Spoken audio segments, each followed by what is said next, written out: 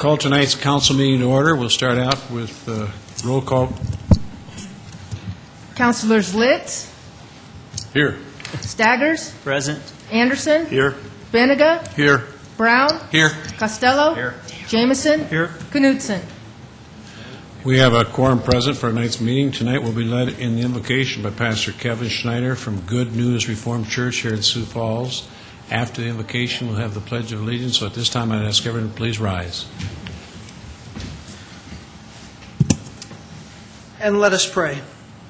Heavenly Father, your word says that you are the beginning and the end, the Creator, the Alpha and Omega. And Father, tonight as we gather here, we simply want to bring praise, glory, and honor to your name. Father, you have so blessed us, so watched over us. And so we simply want to begin by saying thank you. Father, as I was driving here tonight, and I look around our city as I traveled across town, Father, I was reminded of your goodness by the beauty of this place. Father, you have blessed us with rain, and you have just simply allowed everything to continue to grow and look great. And so we thank you and we praise you, Father, for your goodness. Father, tonight, as we gather together, I pray for wisdom and insight for our leaders. Father, allow them to see with your vision, to speak with your heart, and to know the direction that you are leading them. And Father, too, I pray that as you lead them, Father, you would continue to lead our city. And that, Father, you would watch over our city, watch over those who call this place home. And Father, I pray that you would continue to bless us. Bless the jobs, bless the industry and everything that you have given us, Father, so that everyone who calls this place home, Father, might be cared for, provided for, and just live in peace in the name of Jesus Christ. We love you and we worship you tonight as we celebrate, as we conduct this meeting. Thank you, Father, for it's in your name we pray. Amen. I pledge allegiance to the flag of the United States of America and to the republic for which it stands, one nation, under God, indivisible, with liberty and justice for all.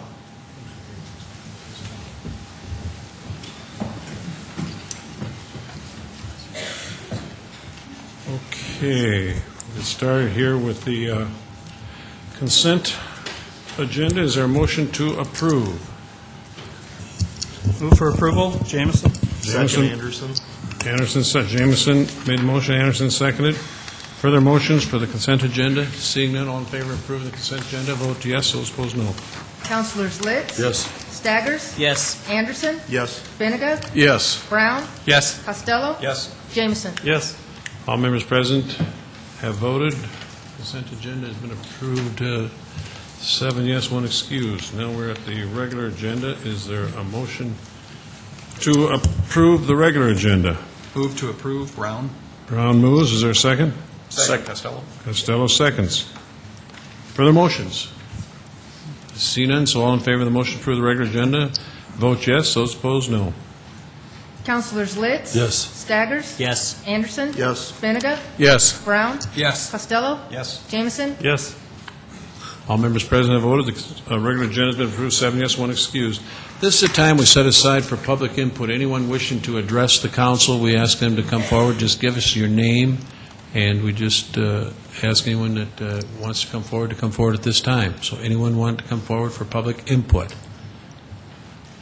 I see no one that's coming forward, so we will move into the regular agenda, and we will start with item number 5.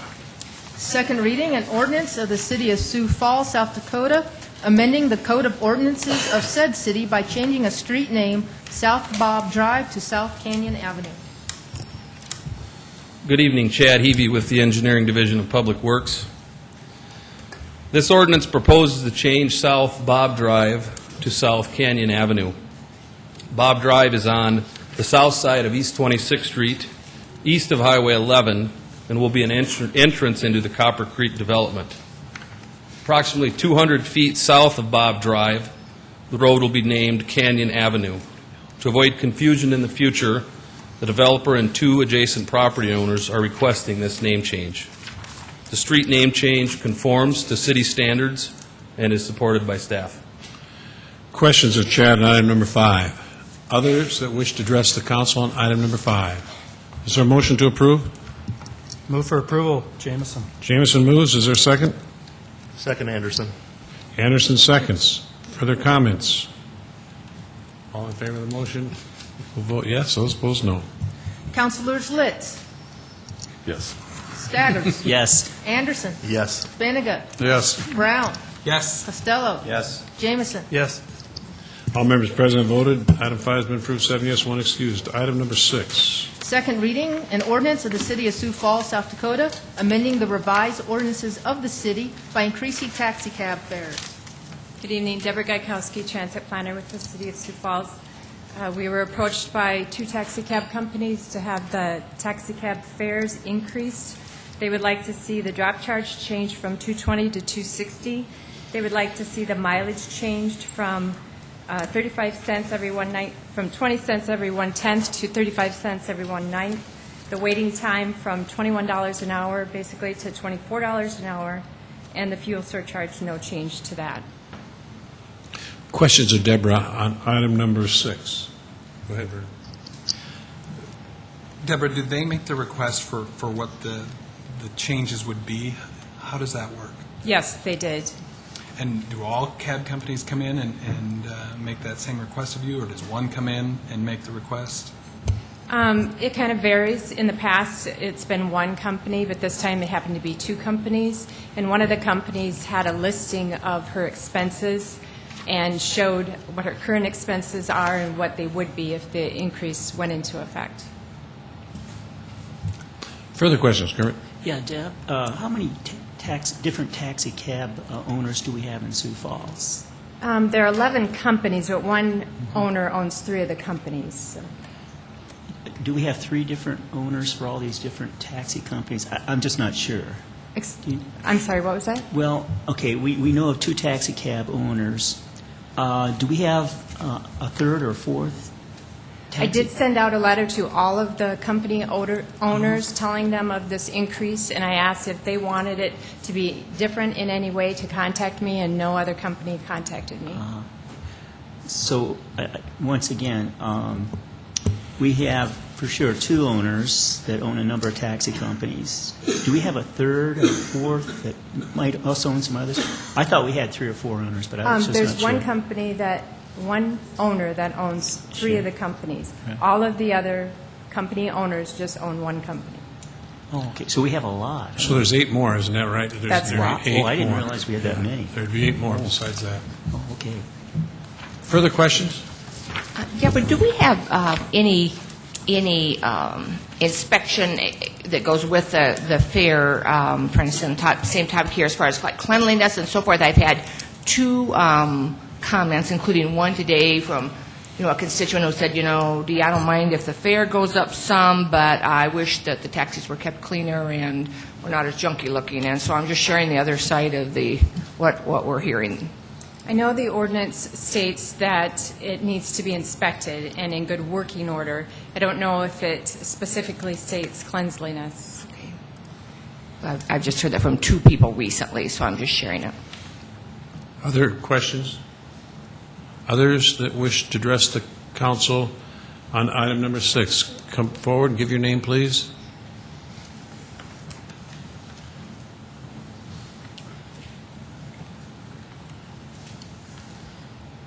Good evening. My name is Brent Kinsley. I'm co-owner of Yellow Cab Company here in Sioux Falls, and I'm sure I could answer any questions you have as far as the way the taxi business runs in this town. Questions? Go ahead, Bob. I've got one. Thank you, Mr. Mayor. Brent, I'm looking at your current rates. Are the per mile charge, I got to assume, is where you make that's the most money. Is that correct? Normal night out. Yes. Well, and I understand it's been quite a while since you've had a rate increase. Is that correct? Since 1999? Yes, sir. 10 years. Okay. Well, it's 2006. Bob, I believe you're referring to the wheelchair company. Okay, maybe I didn't get my wires They were crossed here there. in 2007. 2007, very good. So that was 2 years ago. You know, I have trouble with this here because I'm looking at, you know, your per mile charge is $2, and then you're asking for $3.15, and that's a 30-some-odd% increase in a couple of years. You know, I don't know, it seems a lot to me. Yes, sir, Can it you does. explain that? Yes, I sure can. First of all, I applied for a rate increase that was a little bit different than what Pat Malfro from Citywide asked for. However, I thought that it would be better to get in line behind her because we are setting the maximum taxi rates. That doesn't mean you have to charge that. It might open the door for a little bit of competition, which doesn't happen in this town. My main reason for a rate increase, and I do have my proposal, and I sent it to Deb, but like I said, I got in behind with Pat. The minimum wage, since our last rate increase, has gone up from $5.85 to $7.25. Now, I can't, right off the top of my head, tell you what that increase is, but it's considerable. This process of getting the rates increased is fairly cumbersome, I believe, but I don't think that it should be deregulated as there has been some talk of. In fact, quite frankly, I think it should be regulated more. There's a lot of things lacking. You talked to Deborah about the amount of licensed taxi companies in this town. I have 4 licenses for just because that's, it was grandfathered in. But the rest of them, the reason that they're not here is because, quite frankly, they operate below board. In other words, whenever you have a taxi company that's charging a flat rate, and I've been in this business for 21 years owner, and I've been in it for longer than that as an employee. If you flat rate any drive, you've got to, there's no tax. I have set up people that I know personally to ride with some of these satellite cab companies that you won't see here. And I've asked them to, I've asked these people that I've set in there to, do recon, look around and see what it is. What do they have a meter? They have a commercial plate? Do they have a vehicle for hire sticker? Will they give you a receipt? And I can tell you with just straight up that there are people that are operating taxis in this town right now that say, well, we don't do receipts. Now, the licensing procedure in this town is very lax. You come in and talk to the finance and say, I have an insurance policy for $500,000, and I got $100 for the vehicle for hire sticker, and it's just like a rubber stamp. I have talked to Deborah and Lori about the things, but it's really it's not in their realm. That's why we're here. I kind of would like to talk about that in another deal as far as the regulation goes. But rest assured that there is taxis in this town that are operating without paying city tax, state tax, or federal tax, workman's comp. They're just basically, this city has given them a license, given them vehicle for hire, and I call and say, hey, this guy's doing this. Well, call the police. I call the police and they bounce me back to, you got to talk to the city attorney. And I know that the city attorney is a very busy man, and probably the taxi concerns aren't high on the priority list. However, they are high on my priority list. So I would like to see a little bit more regulation. But as far as this rate increase goes, the bottom line is that is the maximum rate that we can set, that it will be set. And I can tell you quite frankly that I am not going to charge that, because I think that the reason that I'm on board with this significant rate increase is that it'll save us from having to come back here, at least me, for God willing, for a long time. But I don't know how things are going to go. But I can tell you that it will give a little bit of wiggle room for actual competition, and so that's why I got in on board with Pat Malfro from Citywide. So then is it fair to say that you're citing labor costs as your greatest increase, the difference between here and Well, last year? labor costs is part of it. Yes, that's a significant, but insurance, just the cost of doing business. Thankfully, and I appreciate the fuel surcharge that we're allowed to charge. That doesn't pay the freight when gas gets up to $4 a gallon, but it keeps you in business. It's not, it's not the knight in shining armor or whatever you'd say that, but it helps. So the gasoline isn't really. I think that's taken care of, but it's insurance, parts, labor, taxes, unemployment. There's so many costs. And as everybody can see that on the horizon. If you've read in the news, it's going to be harder for all of us small business persons to maintain a viable company. Further questions? Okay, go ahead. Yes, Brent, I just want to clarify something. The last meeting, I got the impression you were in favor of deregulating the rates and getting rid of price fixing. And now you're talking a lot about regulation. Now, are you still maybe in favor of getting rid of price fixing for the rates? And do you want regulation elsewhere, or what? Yes, yes, Mr. Staggers, you're right. I did mention the fact that you might not price hamburgers for another company, but after I went home and reflected on all the things that have to do with the business and the environment that I'm operating in now, I got to thinking that that really isn't a viable option. And I'll give you just a real quick example of why these rates should be set. Let's say that you go to pick up a passenger at the Sunshine Store and they have 8 bags of groceries. Brent, can I excuse you for a minute? Could you talk into the mic a little bit so everybody can hear that?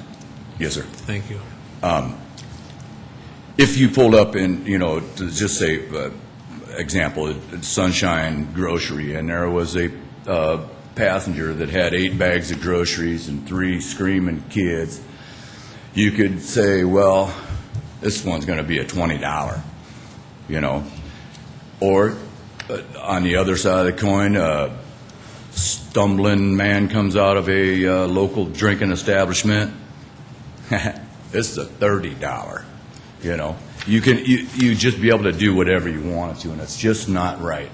Now I'm going to sit here and tell you, if it was deregulated, I wouldn't do that.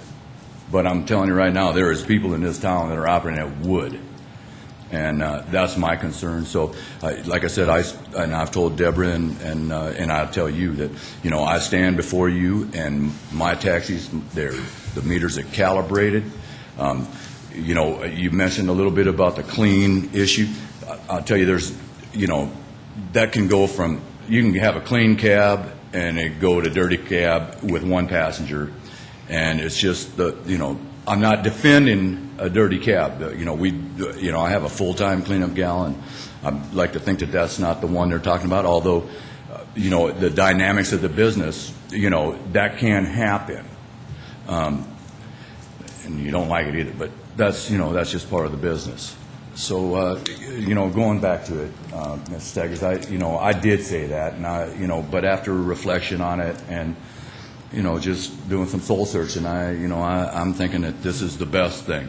And like I said, I'd go a little further and say, I'd like more regulation, because there is there is bad action, service action going on with some of these other cab companies that aren't here right now because they don't care.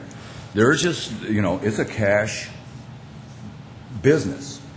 And if you're a person that doesn't mind breaking the law, Let's just stay on target of what Okay. we're talking about, the tax cap fares, if you would, please. Thank you.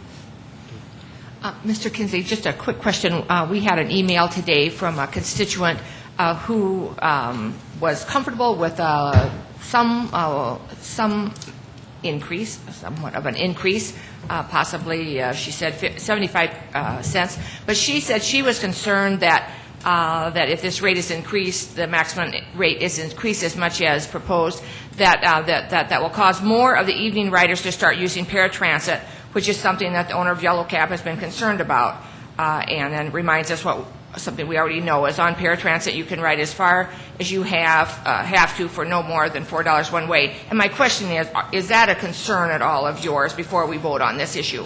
well, yes, it is. And I can tell you that if you crunch all the numbers, this rate increase that we're asking for is cheaper than what the city can do with the paratransit that they're doing right now. You guys have deeper pockets, and you have funding, and that's not an option for us. So I can't compete. I can't compete with the city of Sioux Falls. It's unfortunate that I am. What you guys are doing, I've looked at, I've been in the business, and I could do that a lot cheaper. But it's staying back on the point. This is the maximum rate that that they're wanting to set, and I will assure you that at this point, I'm not going to go all the way there because that's just the way I think about it. My gut feeling is that it prices you right out of the business, and as you bring up, that might drive them to paratransit, but that doesn't save this city any money. You know what I mean? It's because what the city of Sioux Falls is with this $4 any way you want is a huge cost compared to what I could do it for. Other questions? Brent, do you publish these rates anywhere when you like? Yes, we have a rate card. It's on the visor. It's a rate card with and we update it every time there is a fuel surcharge increase. It's just basically a card that says how many blocks, and then the fare, and then the tax on that. So, but they're not posted on the outside of the cab because they change so much. It'd be just impractical. Some of the bigger cities they do, but we don't. And that's I believe without having to go through the ordinance right now, I believe it does state that you have to post your rates. It states that in the ordinance, so you have to do it. So. Other questions? Go ahead. Yeah. Brent, I'm just wondering here if you could respond to something I'm going to say. There have been a number of academic studies done of regulation, especially regulation at the national level. And oftentimes you find large businesses, they love regulation. They love it. And one of the reasons they love it is because they're hoping it can hurt the competition and they'll come out ahead. I guess I'm having some concerns here on the local level about regulation of taxi cabs that, it's one way to put some of the competition out of existence. Well, yes, indeed, and that's capitalism. That is business. The ones that would be put out of business are the ones that are operating illegally in this town as we speak. I can't drive that point home hard enough, and I can't get anybody to respond. I call the police. They say, talk to the city attorney. So that's why I'm here. I want to talk about that in another deal because I know we're talking here about the rates. The rates. That's in your committee, isn't it? But this is what regulation is. We're regulating the rates here. Yeah. That's what we're doing. Yes. Price fixing. Well, it's not. This is price fixing.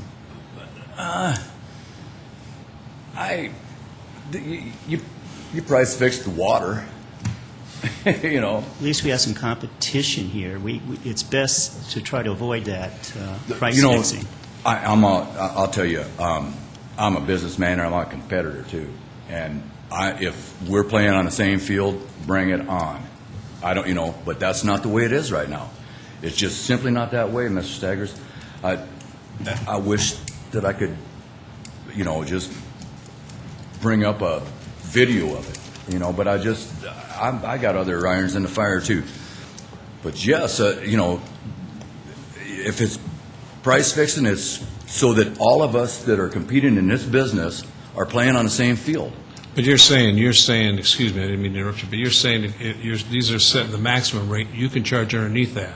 Yes. If you decide, and so there's where And part let of me your respond to competition that. comes. What's probably going to happen is the maximum rate will be charged, and the customer will say, well, why are you charging such a high rate?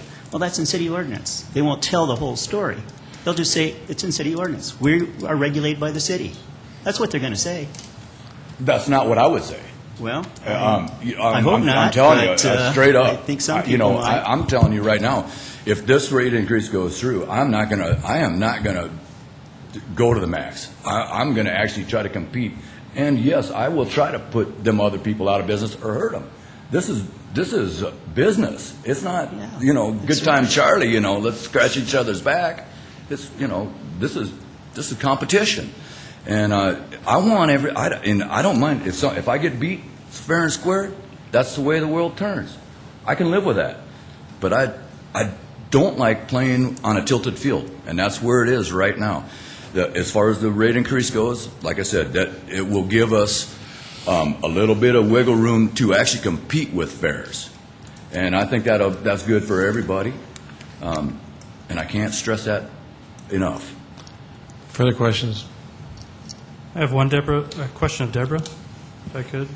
Deborah, do you think this ceiling will generate some more competition within the city on the taxi cab business, or are they just all going to jump there and stay there?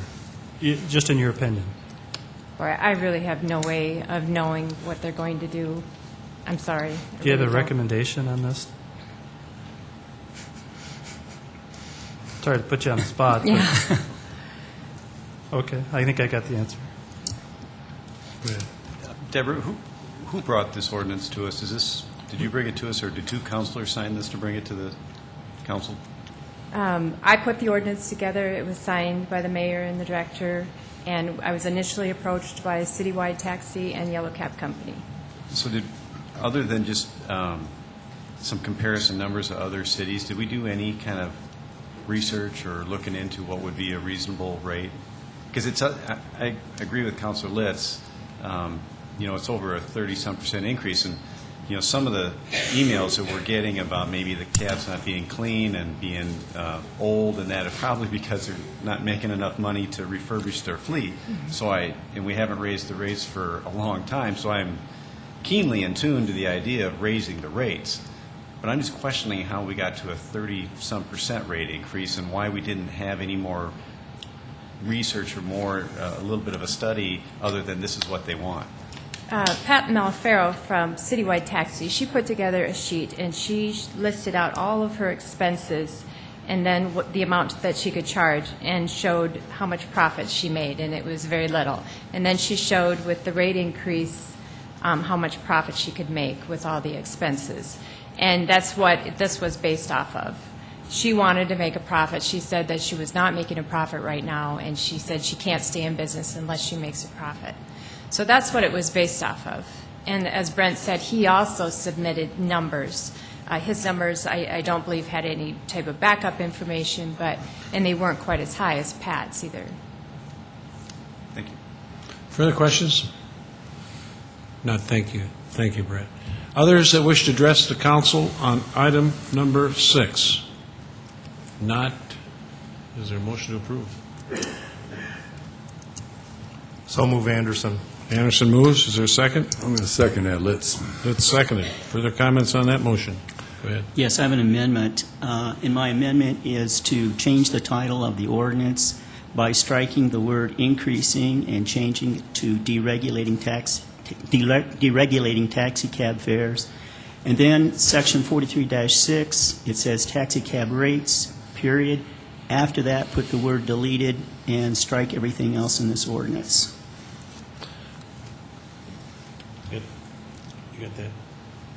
just take and deregulate, and then after 43.6, you want to just take and Where it says taxi cab rates, leave that there, and then Yeah. after that, put deleted. then we can delete everything else. Is there a second to that motion? That motion dies for lack of a second, so we're back to the main motion made by Anderson, seconded by Litz, to approve item number 6. Further comments? Go ahead. Yes, I'm sorry that we didn't have a second to this amendment to get rid of the city from fixing prices here. Fortunately, we do not fix prices for homes in Sioux Falls yet. Fortunately, we do not fix the prices in restaurants.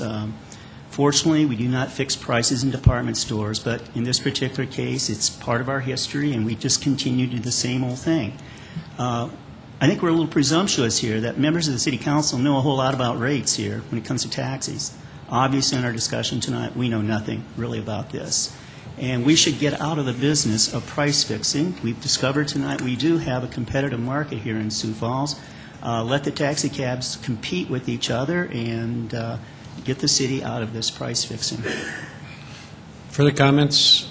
See none, so all in favor of the motion to approve item number 6 will vote yes. Those opposed, no.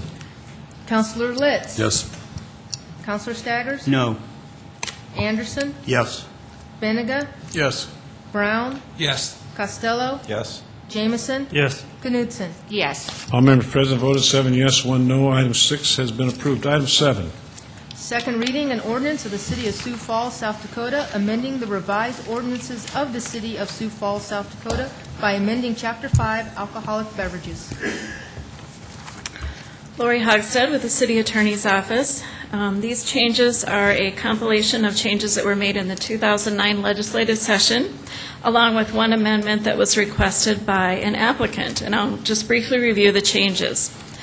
Section 5-1 under definitions. This definition changes the wording for the restaurant licenses. And rather than listing 40%, it says at least 60% of sales must come from food and non-alcoholic beverages. Section 5-2, classifications and fees. This gave the cities the chance to, and actually the state as well, to increase the fees for retail malt beverage from $2.50 to $300, packaged malt beverage from $1.50 to $200, and packaged malt beverage farm winery from $1.75 to $2.25. Out of those fees, the city retains half the fee and the state receives half. So in other words, retail malt beverage, we now will retain $150 and the state $150. Sections 5-2.3 and 5-2-4 under license renewals, again, that was a clarification for the restaurant liquor licenses. 5-13 was regarding Sunday sales by certain on-sale dealers, and this would allow retail liquor establishments to be able to obtain a Sunday sales permit from the city at a $200 fee without having a restaurant license. That's the only change there.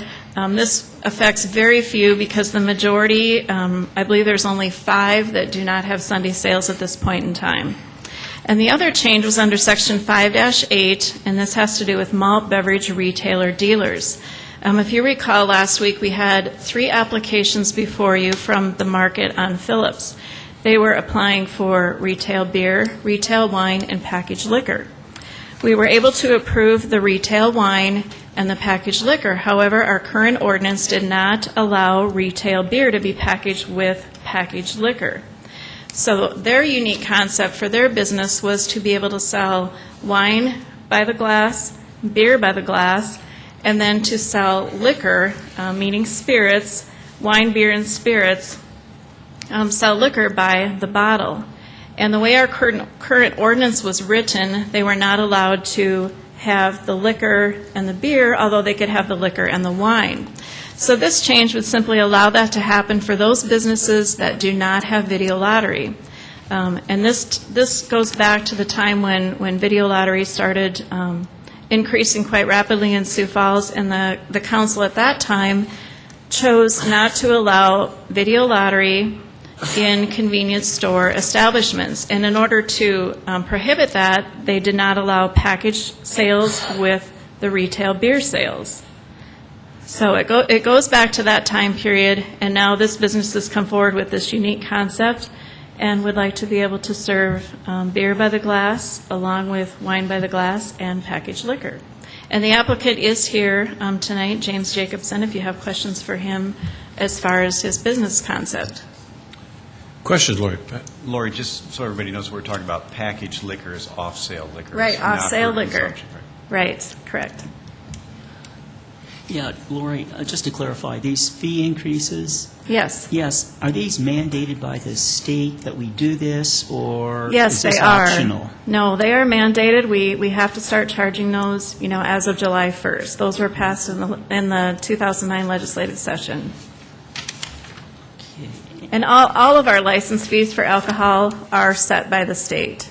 Yeah. I guess I just have one quick question. Sure. Since the state law went into effect July 1st, here we are, July 13th. Well, we had to wait until the law took effect, and so the first reading was last week, the first meeting after July, and this is the second reading. It's the first opportunity we've been able to do it. We're right on board. Oh, Okay? 13 days later. Lori, so I assume that we are not opening up a can of worms, so to speak, as far as then making it possible for anywhere in our city that sells packaged liquor to be able to serve on the premises? Well, the businesses that I see probably proceeding with this would be a plan similar to what the market has. For instance, you've got Little Cellar Wine Company, and they have retail wine and packaged liquor. They would have to go through the conditional use process. They could not just come in and apply for retail beer and start having people sit down, drinking beer, buying liquor, going out the door. They would all have to come before the council for a conditional use permit if they're not a restaurant. And so there would be many steps they would need to go through. And I just don't foresee a lot of businesses coming forth. Just now, it seems like we've had more unique concepts with wine sales and that type of thing. Okay. Other questions? Others that wish to address the council on item number 7? Not. Is there a motion to approve? I'd like to make a motion to approve. Litz made a motion. Is there a second? Brown seconds. Brown seconds. Further comments on that motion? I see none, so all in favor of the motion to approve item number 7 will vote yes. Those opposed, no. Councilors Litz? Yes. Staggers? Yes. Anderson? Yes. Benega? Yes. Brown? Yes. Costello? Yes. Jameson? Yes. Knutson? Yes. All members present voted. Item 7 has been approved, 8-0. Item number 8. First reading, an ordinance of the City of Sioux Falls, South Dakota, amending the revised ordinances of the city by changing city council district designations for Districts 1, 2, 3, 4, and 5, as proposed by the Districting Commission.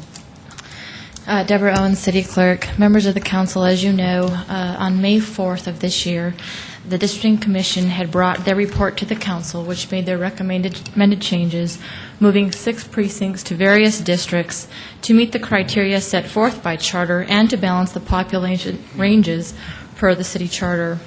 And for their presentation, the commission presented the report from their commission, a supplemental report the night of the meeting, Map A, which is our current map, which the city ordinance represents, Map L, which was the proposed map at the time, and then an ordinance 1089, and that all came to the council on May 4th.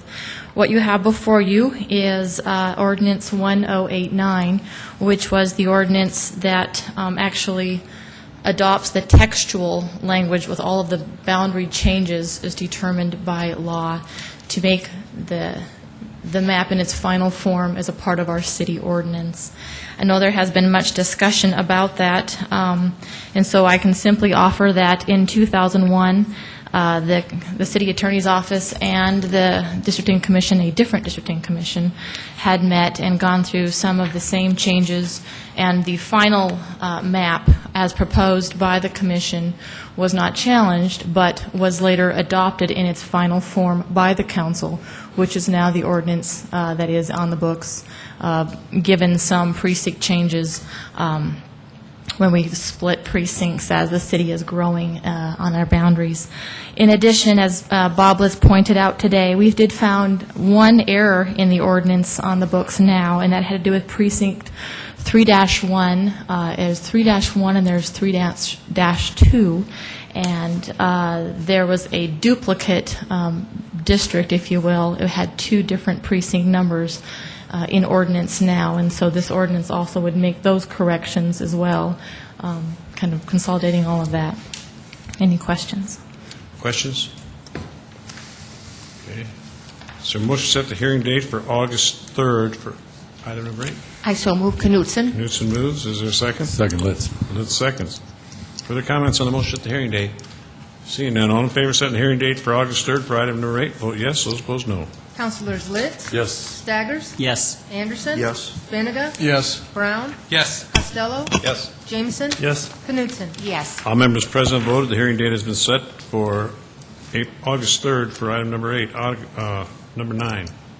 First reading and ordinance of the City of Sioux Falls, South Dakota, approving the release of a permanent sanitary sewer easement, permanent storm sewer easement, and permanent drainage easement in Lot 1 of Vocational Technical 3rd Edition to the City of Sioux Falls and the east half southwest quarter lying south of Lot 1 of Vocational Technical 3rd Edition to the City of Sioux Falls except Lot H1 of the southwest quarter and except Lots H5 and H6 thereof and except Lot PE1 thereof, all in Section 12 T-101-N R-50- west of the 5th PM, Minnehaha County, South Dakota. Good evening again, Chad Heavey. These easements are located north of Madison Street between Interstate 29 and Terry Avenue. This property is owned by the Sioux Falls School District and is where their Career and Technical Education Academy is being constructed. These easements were granted by plat earlier this year. Since then, some of the utility locations have changed and those easement boundaries have changed. The school district is requesting that these easements be released. They have granted new easements in their new locations with their new boundaries, and engineering is in support of the release. Questions of Chad on item number 9? Not. Is there a motion to set the hearing date for August 10th? I so move. Knutson. Knutson moves. Is there a second? Second, Litz. Let's second it. Further comments? Seeing none, all in favor, set the hearing date for August 10th for item 9. Vote yes. Those opposed, no. Councilors Litz? Yes. Staggers? Yes. Anderson? Yes. Benega? Yes. Brown? Yes. Costello? Yes. Jameson? Yes. Knutson? Yes. All members present voted. The hearing date has been set for August 10th for item number 9. Item 10. A resolution determining use of a design-build contract for the purchase of playground equipment at Cherry Rock Park and 2 structures at Sertoma Park. Good evening, Mr. Mayor, City Council. Kelby Maris with Parks and Recreation. The resolution before you would allow us to use the design-build process for the replacement of playground structures. We've used this process several times in the past and believe we get the best play value for our dollar by using this process. I'd be happy to answer any of your questions. Questions of Kelby? Go ahead. Yeah, Kelby, I guess when I think of playground equipment, I think of packages that vendors have. I guess I don't really understand this design to build. I mean, isn't it just rather you like this package, you like this package, and purchase it, or? It is, except that in just a typical bid situation, we can't write specs for that type of playground equipment because Little Tykes playground equipment is different than Miracle. Miracle is different than Game Time. So it's not like going out to a car dealership and buying a Ford, Chevy, or Dodge. Playground components are so different that if we were to not use a design-build process, park staff would then write specs for the playground equipment, and it would be a very bland, very generic type of play structure. By using this process, we allow the professionals in the field to design the playground structures, and then those structures are then evaluated by a technical review team. If I could just ask, before we have to go out for bids, it's $50,000 or more, is that right? I believe so. So this is going to cost more than $50,000? Yes, sir. How much are we anticipating? The budget is $239,800 for the three structures. Okay. Do you have any examples already in the city of some playground structures that are designed to build? Yes, sir. The two structures at Harmadon Park were done using this process in 2008. The Prairie Meadow structure was also in 2008. For the last 7 years that I've worked for the city, this is exactly how we've purchased and replaced playground equipment. The ones at Harmadon have been very well recepted, and all times of the day people are out there. So, thank you. Go ahead. Yeah, Kelby, Kel, I guess I'm just not familiar. What are we going to have for about $239,000? I really don't know. We will have three separate playground structures, which will include the design, all of the equipment, installation, and safety surface. And safety surfacing is a big part of this installation package. Can be up to about half the price of the equipment of the playground structure. At Harmadon Park, we've used a rubber tile system, which is much more ADA friendly, and it's also it's a whole lot cleaner for the kids to play on it. If they're playing in the rain, they're not going to get muddy. Mm-hmm. So it'll get us all of the equipment. It'll all be installed, and the safety surface will be installed as well. So we'll have swings and slides and There'll be slides. There are no swings in the replacement of these structures. Structures that we're replacing just don't have swings with them. There'll be climbing components, slides, overhead devices, things that climbers, and then interactive play panels as well. Okay. Kelby, when the proposal's been used in the past, how many manufacturers have we gotten bids from, and what do we expect to get this next time around? We've gotten up to 4, and I expect 4 or 5 this time. Okay, thank you. Just curious, why not the swings?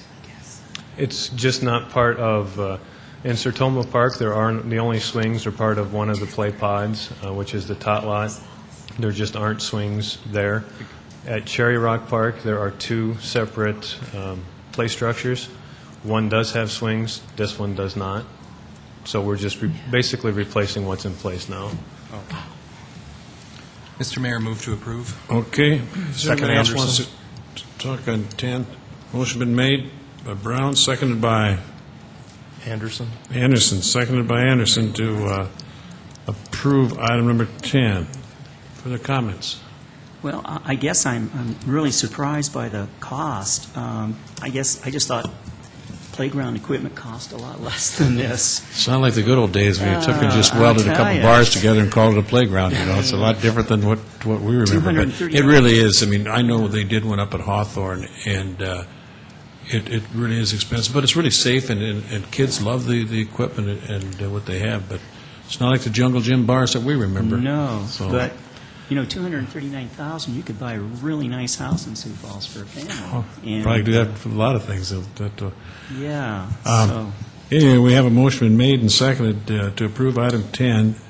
Further discussion, all in favor of the motion? Vote yes, those opposed, no. Councilors Litz? Yes. Staggers? No. Anderson? Yes. Benega? Yes. Brown? Yes. Costello? Yes. Jamison? Yes. Knutson? Yes. All members present have voted. Item 10 has been approved, 7 yes, 1 no. Item 11. A resolution correcting a legal description and area description on resolution number 46-09 for vacating a portion of section line right-of-way, North Cliff Avenue right-of-way, and North Drive right-of-way as shown on attached Exhibit A. In May of this year, you vacated right-of-way near Cliff Avenue and North Drive. That resolution was returned for correction by the County Register of Deeds. The legal descriptions have been revised and approved by the county. Questions of Chad on that? Others that wish to address the council on item number 11? Is there a motion to approve? I so move Knutson. Knutson moves. Is there a second? Second, Jamison. Jamison seconds. Further comments? Seeing none, all in favor of the motion to approve item 11, vote yes. Those opposed, no. Councilors Litz? Yes. Staggers? Yes. Anderson? Yes. Benega? Yes. Brown? Yes. Costello? Yes. Jamison? Yes. Knutson. Yes. All members present voted. Item 11 is approved 8-0. Item 12. A resolution authorizing the City of Sioux Falls to give to the City of Brandon a computer laptop. This is, the final part of giving away 17 laptops to Brandon. There was no other entities who wanted them, and to surplus them would have cost the city money. This has also allowed the City of Brandon to go paperless. Questions of Kenny? Thank you. Others that wish to address the council on item number 12? Is there a motion to approve? Move for approval, Benninga. Benninga moves. Is there a second? Second, Anderson. Anderson seconds. Further comments on the motion? Seeing all in favor of the motion to approve item 12, vote yes. Those opposed, no. Councilors Litz, Yes. Staggers, Yes. Anderson, Yes. Benega, Yes. Brown, Yes. Costello, Yes. Jamison, Yes. Knutson. Yes. All members present have voted. Item 12 has been approved 8-0. Item 13. A proposed resolution vacating a portion of North Spring Avenue between West 8th Street and West 9th Street as shown on Exhibit A. Spring Avenue is 1 block west of Minnesota Avenue. This portion is between 8th Street and 9th Street. In 2008, Faith Family Church constructed a portion of their church entrance in the public right-of-way. This resolution will vacate a portion of right-of-way 2.5 feet wide by 35 feet long. This right-of-way was dedicated by plat in 1876. Because the right-of-way was dedicated and is not property owned by the city, this right-of-way cannot be sold. Questions of Chad on item number 13? Let's go to 14.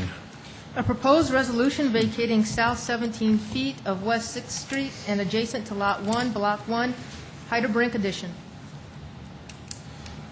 This portion of 6th Street is between the Big Sioux River and Kiwanis Avenue and is unimproved. If vacated, a utility easement will be maintained. Currently, 50 feet of right-of-way exists from the center line of 6th Street to the south. This resolution will vacate the southernmost 17 feet of right-of-way, leaving 33 feet. The petitioner plans to use this property for improvements, and engineering has no opposition to the vacation. Questions of Chad on item number 14? Not, is there a motion to set the hearing date for August 10th for items 13 and 14? I so move Knutson. Knutson moves, second by, Second, let's. let's second it. Further comments? Not, all in favor of setting the hearing date for August 10th for items 13 and 14? Vote yes, those opposed, no. Councilors Litz, Yes. Staggers, Yes. Anderson, Yes. Benega, Yes. Brown, Yes. Costello, Yes. Jamison, Yes. Knutson. Yes. All members present voted. Items 13 and 14, the hearing date has been set for August 10th, 8-0. Is there a motion to adjourn? So moved, Brown. Brown moves, is there a second? Second. Let's seconds. All in favor of the motion to adjourn will vote yes, those opposed, no. Councilors Litz, Yes. Staggers, Yes. Anderson, Yes. Benega, Yes. Brown, Yes. Costello, Jamison, Yes. Knutson. Yes. We stand adjourned.